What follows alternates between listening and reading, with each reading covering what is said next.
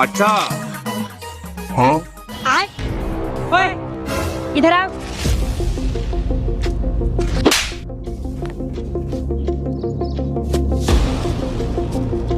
ले पकड़ 350 रुपया। आज के बाद काम पे जीना है, भाग।